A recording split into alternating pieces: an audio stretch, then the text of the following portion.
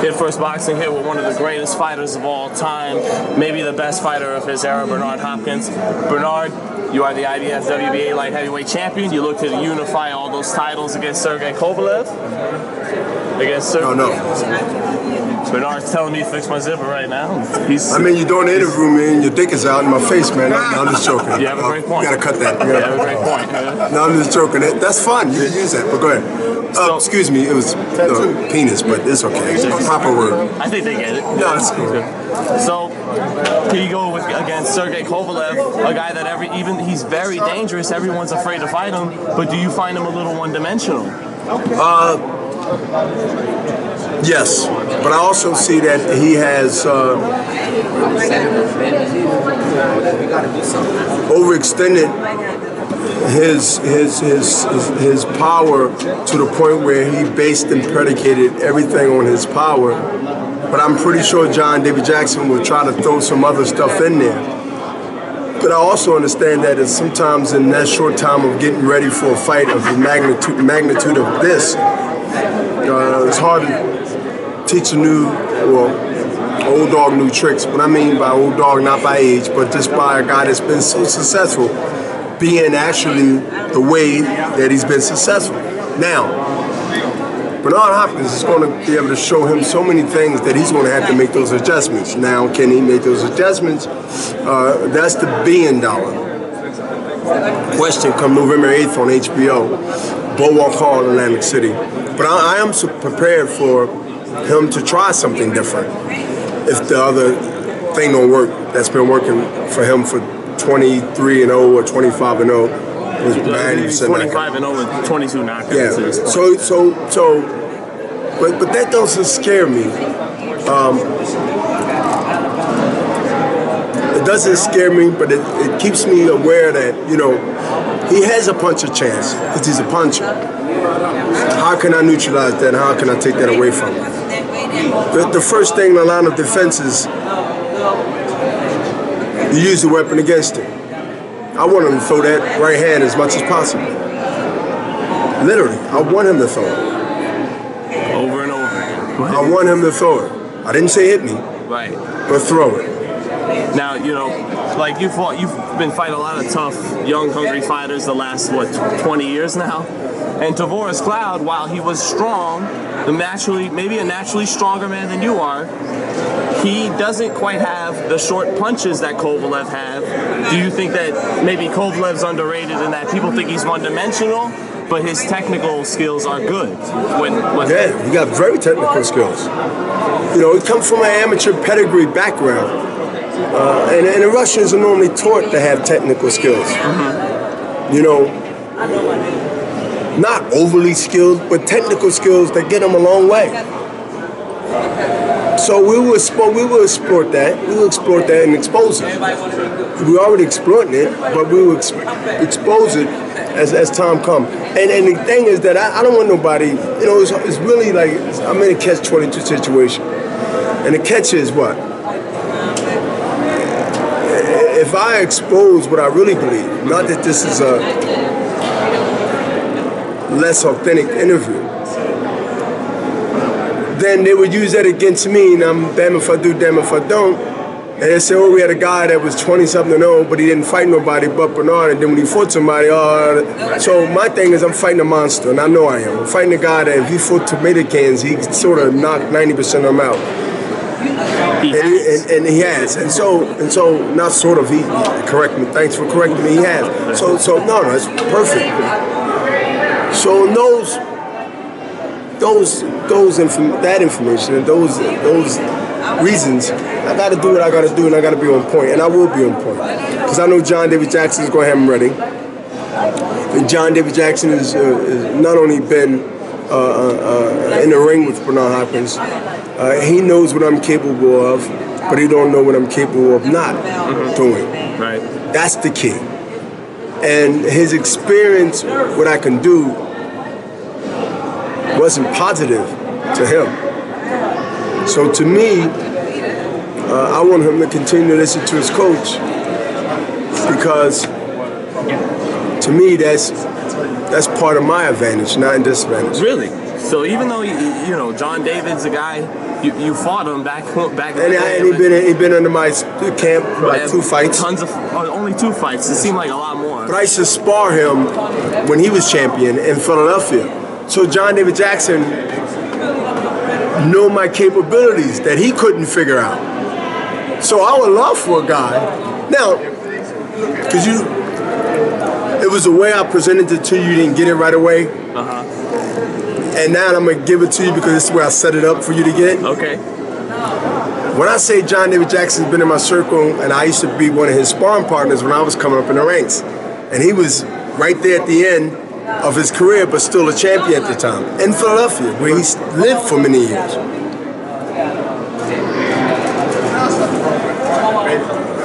All the times we sparred, over 80% of the time, he was my sparring partner, you would say, instead of the way around. And I was just a young guy in the game, getting experience from a champion at the time. And that's how I came so adept to fighting and beating southpaws. I used to mention him, John David, and Robert Bam Bam Hines from Philadelphia. So what I'm saying is, when you have a history of a guy that's a trainer of a guy that I happen to be fighting 20, 30 years later, or 20, and you say it's an advantage because this guy know you. Well, he know that he got beat up half of the time, so what the guy possibly can tell a guy that he's training something that's going to benefit him. And the fighter, if he got any sense, will believe him. You understand? Yeah. Now, they'll blame that on me for psychological warfare. They would give me that blame, not credit, and say, well, Bernard. There's Bernard doing his psychological warfare. Let me ask you. How can a guy teach another guy how to be the guy? Forget everybody else you beat because they don't have that history. How to beat you when you didn't beat him. And the fighter, if he's smart enough, he'll think, especially, I got to make it get a little rough for him. See, sometime in that 12 rounds, he'll stop believing the coach. Because obviously, I know they looked at the tape of me and him fighting. That's just self-explanatory. I mean, you'd be an idiot not to. Just for shits and giggles. Now, I'm already thinking this way. Maybe it's on my own wishful thinking. After a while, you ain't gonna bleed to lose the guy that you lost to. Oh, well, I'm gonna try what I want to try. You get to second guess yourself. Those little things make or break an event. Now, just to play devil's advocate, Bernard, what about this whole styles make matchup things?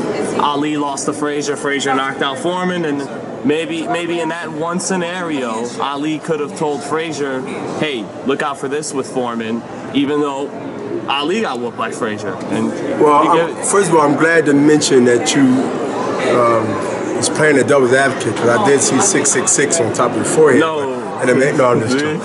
That was a joke, y'all. Don't take that. It's a nice kid here. This man is nice young man. It's a nice young man here. But I like when people say that because I'll throw that joke at them. They'd be like, oh, and I'd be like, oh, calm down. It's a joke. But listen, you're right. You're right. I'm scared. That situation is exceptional. Not the rule. Not the rule. Now, my last 2 questions for you, Bernard, because I know you're a busy man. You don't got all day. No, but I got time for you. Thank you. Thank you. You've done so much. I mean, really, so much in your career.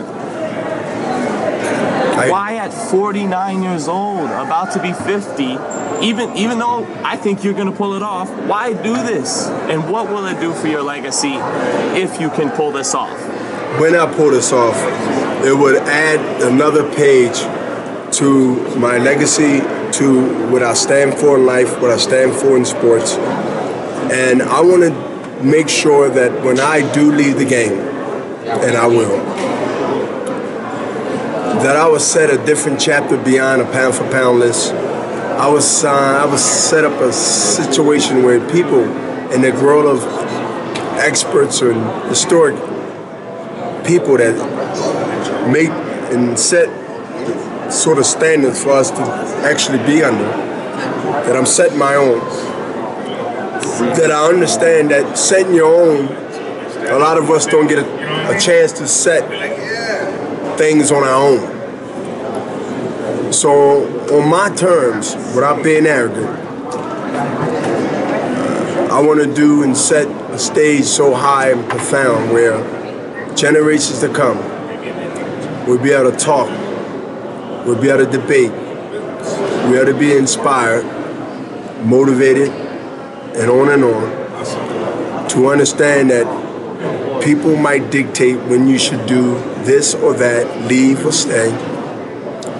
But until you're satisfied with everything you've done, and it ain't about the money, I have enough of that, then you might inspire generations that's not even here yet, hopefully, to take a page out of that book and understand that humans might dictate or want to dictate when you should do or go or stay.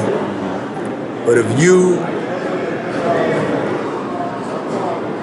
are focused enough and determined enough, you set your own rules by credibility amongst the things you achieve.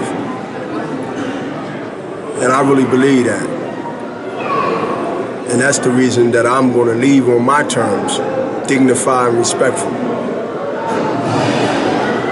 I almost feel silly asking this question because you said you're not worried about. If you feel silly. Only because. Don't ask, because when you honestly says that you going to feel silly asking the question, then your conscience whispered to you before you wanted or did answer the question. Again, this is part of knowledge, OG. When you being whispered in your conscience is saying something before you say it.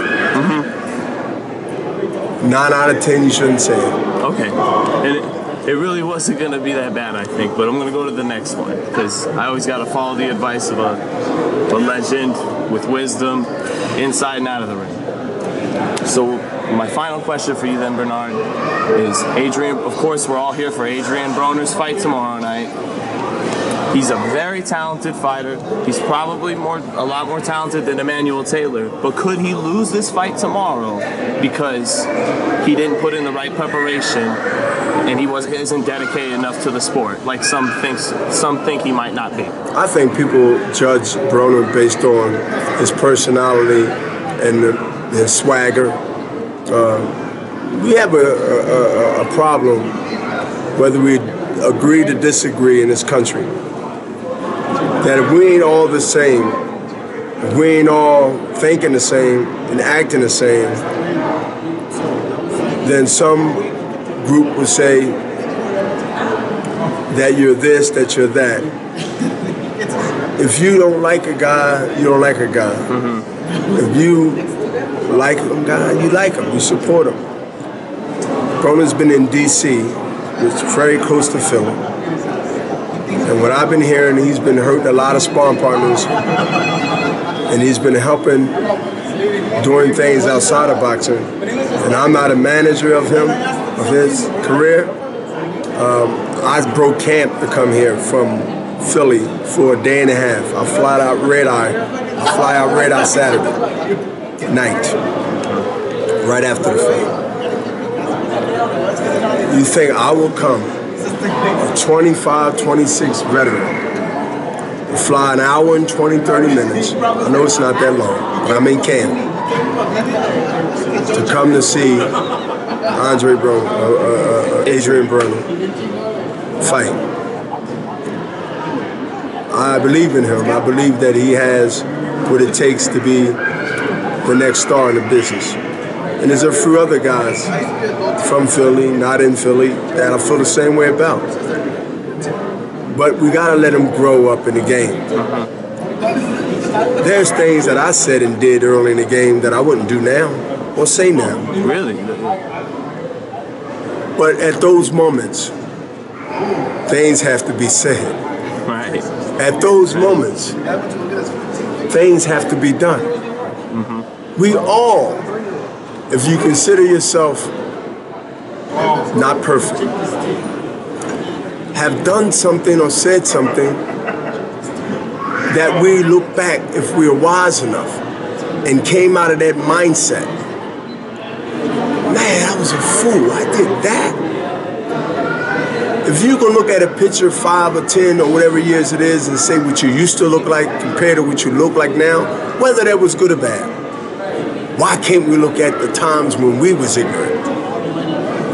If you call Broner ignorant, if you call him cocky, if you call him not a credit to the game, at the end of the day, he is a prize fighter. He is an entertainer. And some entertainment